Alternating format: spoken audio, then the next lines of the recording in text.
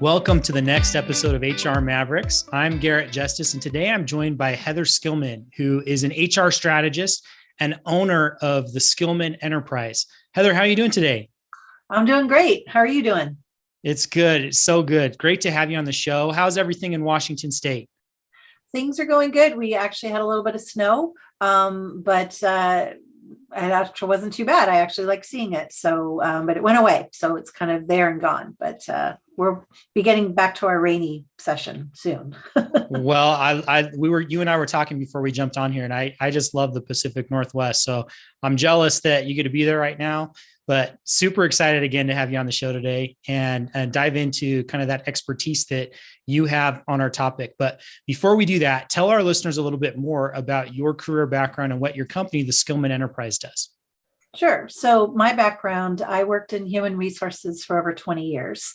I've worked in aerospace companies. I've worked in hospitals. I've worked in medical device companies, both engineering and manufacturing, as well as some high-tech startups. So quite kind of the eclectic background, which was really fun. I enjoyed being part of different industries. My business, the Skillman Enterprise, is really focusing on helping smaller companies, specifically those that maybe only have one HR person. And I can come in and help with any kind of retention strategies that they might want to come in. And that can be anywhere from looking at how are you hiring people into the company, to doing employee engagement surveys. If people leave, being able to do exit surveys. So everything that encompasses retention. And then the other thing is I am a certified professional coach. So I do like to help coach managers, especially those that are newly promoted, because that's quite the endeavor to take on. And sometimes they can have moments of, why did I do this? And I help them get back to that confidence that they need. And even those that have been managers for a long time that are in burnout, I can really kind of help them get back into really the value that they add and some great things that they can do to organizations. I love it. So I'm sure our listeners, after that intro, they all know why now we have you on the show today. Just that wealth of 20 years of experience, and then also working with so many different small businesses. So again, we're excited to have you on, and I'm excited about this topic today too, because it's one that we often talk about. So when you and I were discussing, what should we talk about today? You kind of mentioned this idea of, how do you avoid being seen as the HR police? And it's something that happens so often where, HR people are worried about, often they're seen as that HR police by employees at the business. And so I'm really excited to kind of dive into that topic. It's something that we've talked about on other episodes before. It's been referenced a lot. And you actually have 3 tips for how to avoid being seen as the HR police by employees. So I want to dive into that topic. Are you ready? Should we jump into it? I said, let's go for it. Okay, awesome. So to really jumpstart us, you had an interesting just story or experience about where these tips came from that you're going to share today. So tell us a little bit more about how you learned these tips that you're going to share. Yeah. So my dad was an executive and he ran hospitals.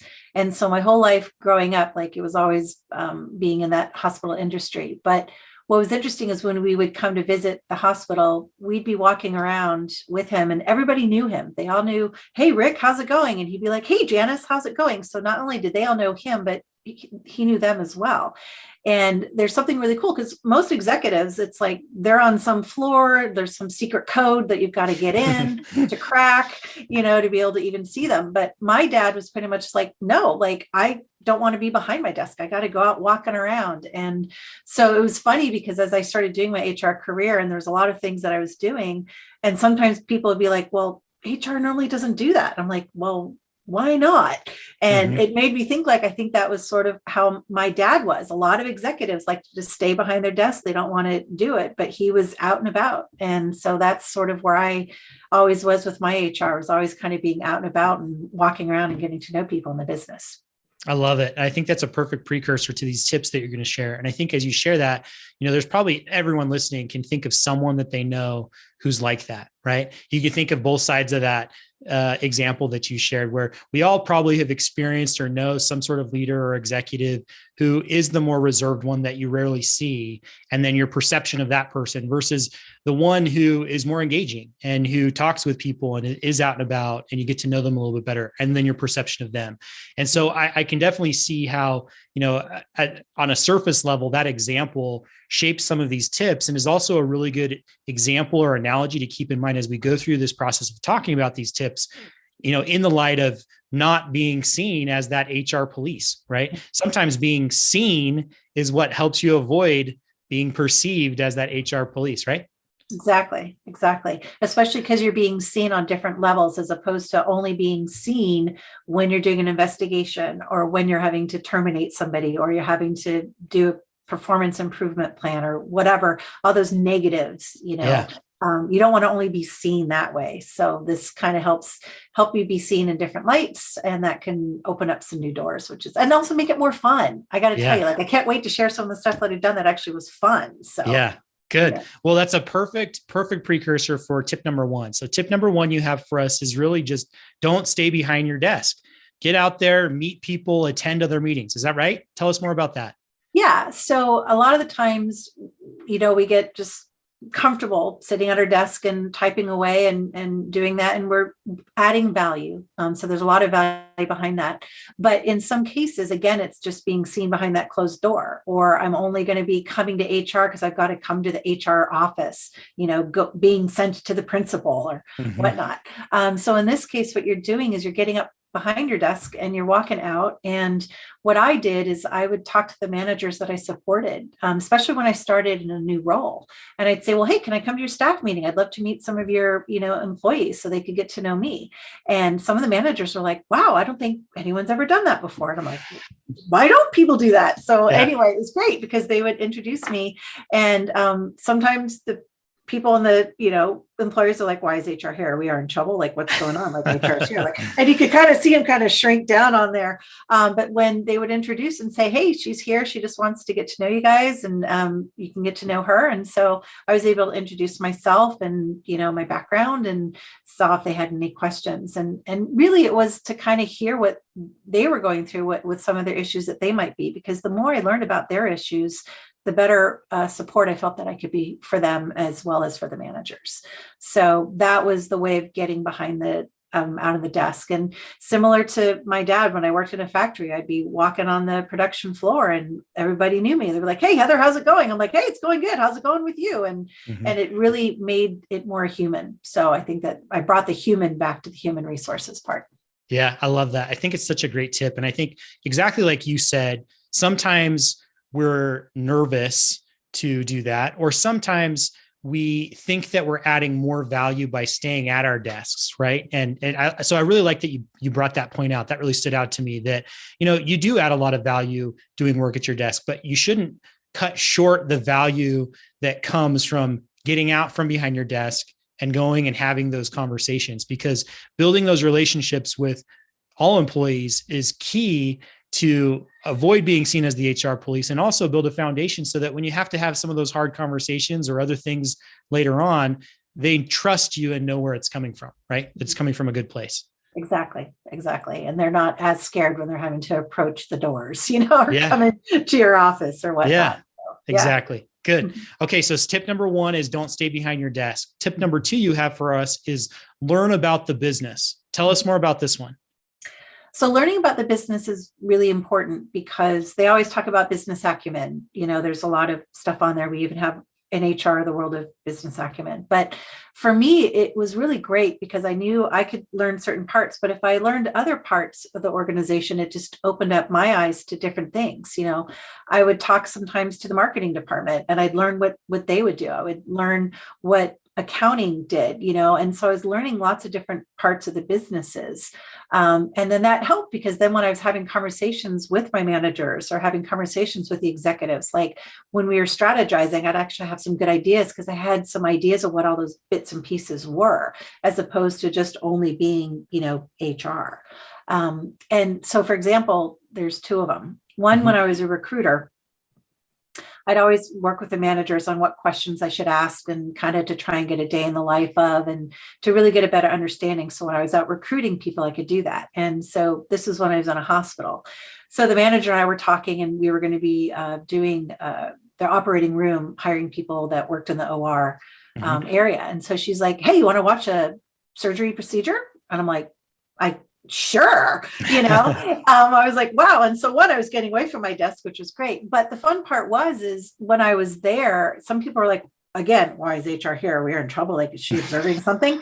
And when I would tell them, no, I just want to get an idea of what you guys do, because if I know more of what you guys do, then I can recruit people better. And as soon as they heard that, they're like, oh, awesome. Well, let me show you this. And then they were just all excited. And it was really fun to be able to do that. And so I really got to learn the business that way in the day in the life. The other fun thing that I got to do when I worked in aerospace is I sat in lots of meetings with managers and the engineers, and I supported the weights department. So they worked on the weighing of the planes, and they would talk about the whole process. And I had this vision of what is that? And so I finally said, can I go one day and watch this? Is that something I could do? And they were like, yeah, let's get you. And so they had me all ready to go. I showed up. And again, it was one of those things where people why is HR here? But when they realized that I was there because I was curious, I really wanted to learn about what they did. I'm hearing all of this talk, but now I can actually put a visualization to it. It was great. And it just was really a fun thing to be able to do. So it really was not under my HR description to go do. But when I learned about it, and it was really fun, I can't go into the details of it, but it was pretty cool. Standing underneath the 787, it's like, whoa, that's really cool. Great. But it's neat because that just became a part of, again, the engineers earning more respect, because she's like, wow, she really does want to know what we do. And they got excited. They were like, yeah, let me show you this. And then we're like, oh, is that that's so cool. What is that? What's that? What's this? I became like a 5-year-old kid, asking all these great questions, and they really liked it. And so, again, it really helped me in understanding the business, not only just in the day in the life of what they did, but also how it factored into the entire process. Yeah. So that really helped. And then when, again, we were asked to have to come up with policies or procedures or certain areas, I could have an understanding of, well, this is going to impact this, or this might impact that. And I might not have known that had I not gotten out and learned the business. Yeah, it's such a good point. And I'm so glad you brought this one up too. We've talked about this on previous episodes. And, to be a true business partner, an HR business partner supporting a business, whether you're a solo HR person and you're supporting the entire business and all departments, or whether you work at a larger company, you're just supporting one department, right?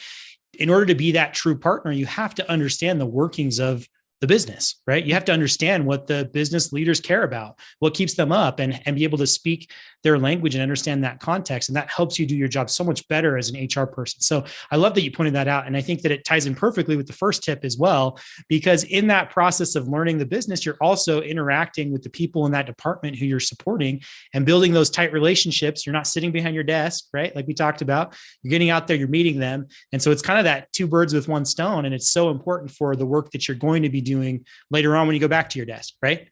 Exactly. And it filled me with more energy. So when I got back to my desk, because, sometimes you're doing the tactical stuff, which is not fun, but it gave me energy. And as I was doing, I was more involved in it, because I'm like, oh, I know a little bit more about this. And it kind of gave some more fun to it. So yeah. Love it. Great tip. Okay. So tip number 1, just to recap, don't stay behind your desk. Tip number 2, which we just talked about, was learn about the business. And then the last tip number 3, is ask questions. Tell us more about this one. So the asking questions is important, because you also do get to learn from the business side as well. It's kind of being more curious. It's just taking from that curious standpoint. And so there were times where if I wanted to learn, well, what does this piece do? I could go to a manager and I could say, hey, I'm just kind of curious. Is there somebody I could talk to that might be able to explain this to me? Again, knowing more about the business and business acumen. And so they would be like, yeah, go talk to this person, or let me set up this time here where you'd be able to interact with them. And so in asking those questions of what can I learn today? Is there something more that I might be able to do that can elevate what I want to be? So that could also get back to, are there classes that I can take? Are there articles that I can read. So it's just kind of talking to people. How did you get into this role? What did you do? What do you like about it? What don't you like about it? Just being able to ask those types of questions and really listen can also give you that pulse on the organization. So in some ways you're wanting to learn more, which is important, but you can also get some good gauges on where there might be some trouble spots that might need to be able to do it. And I think the more that we can ask questions, on a surface level, somebody might say it's this, but then if you kind of ask and you can kind of go another level and then go down another level, you'll realize the real issue is actually down here. It's not up here. Yeah. And unless we can ask those questions and kind of peel the onion back, we're not going to be able to find out what the real problem is. And once you know the real problem, then you can come up with really good solutions. But if you just keep it on one level and say, oh, that's what we want me to do, great, no problem, we'll go do it. But if you're kind of like, well, let me think, is that really there? Maybe what about this, and kind of framing it in different ways. That again also adds to your credibility and being more of that strategic partner as opposed to just being, yes, I'll go ahead and do that. Yeah, that makes total sense. And I can see now how all three of these tips really fit together, right? You have to get out from behind your desk, go out, meet people. You have to ask questions to learn about the business and really understand how things are going for them and how things are going in the business. I also really like that you put this tip as the third tip, because I think that the problem that sometimes HR people can get into is if they haven't gotten out from behind their desk and learned about the business, if they could jump straight to asking questions and kind of diving deep, they haven't built that trust yet with employees or the knowledge maybe of the business that they're supporting. And so it can feel more invasive for employees. It can feel they're less open to sharing because you haven't built that trust yet. So I do also really like that this was tip number 3, but it's important that you do all of these together, right? Yeah, because I think if you mesh all three of them together, then that again is going to take away from just seeing as the policy enforcer, or the policeman of the organization. And I think that it, like you said earlier, it builds that trust factor. And it builds in that credibility, and it makes you be more human, and they understand that you really do want what's best for the organization. You want what's best for the employees. Right. We wear 3 hats in HR. We're having to look for the employees or look for the managers and make sure the company's not doing anything. And it's hard to juggle those hats. And sometimes if we just wear one hat all the time, we lose out on the other 2, which are just as valuable and important to have. Yeah, I love it. Great, great tips. Heather, this has been such an awesome conversation. As we kind of wrap up here, again, just to remind, the listeners out there, these 3 tips are really about how to avoid being seen as that HR police, like you just said. And so I know you've applied these in your career, and you've seen that they have helped you avoid being perceived really as that HR police. But what I really want to know from you to kind of help wrap up that thought is, what have been the main benefits that you've seen in your career from not being seen as the HR police by employees? I think we've touched upon it too, but it is that humanness of it, right? It's the, so if I do have to do an investigation, and they're not always fun to have to do, but again, you have to ask some tough questions, but people also know that, okay, this person isn't here and isn't out to get me because they've seen you around. They understand more about who you are, as opposed to you just trying to say it in the first 5 minutes of meeting somebody.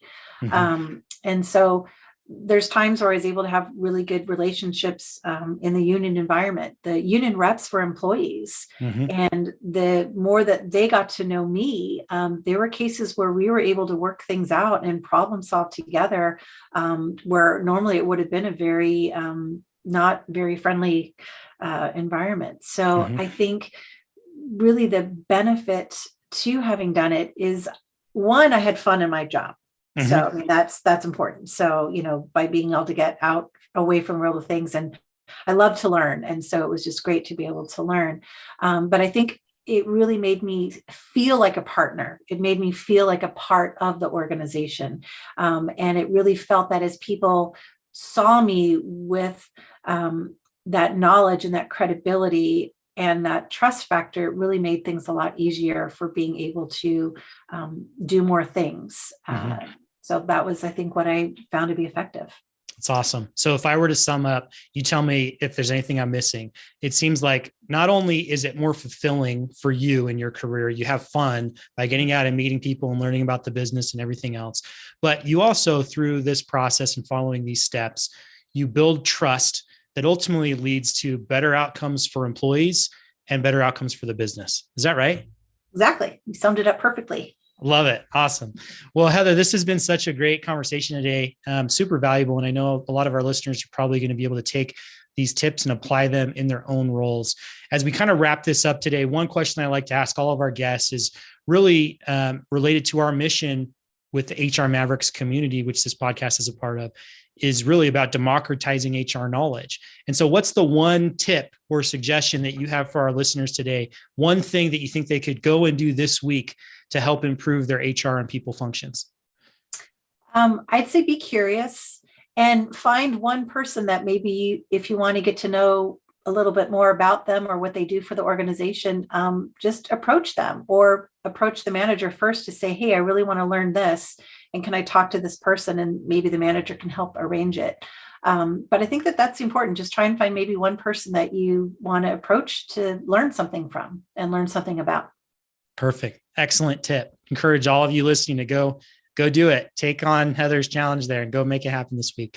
Heather, last question we have for you is just if there are listeners that have follow-up questions for you or want to get in contact with you in some way, what's the best way for them to do that?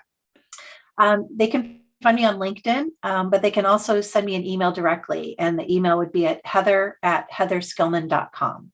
So I'd be happy to answer any questions, be a resource where I can be. Again, it's nice to be able to give back and feel like, there's a lot of stuff that I learned in my 20-year career span. So if I can help anybody else out, I'd be happy to do that. So. Awesome. Well, thank you so much, Heather. And for any listeners out there, we will drop Heather's email and LinkedIn profile in the show notes. So you don't have to worry about writing anything down. So Heather, thank you again for taking the time to be with us today. Hope you have a great rest of the day. Thank you. You too. Take care.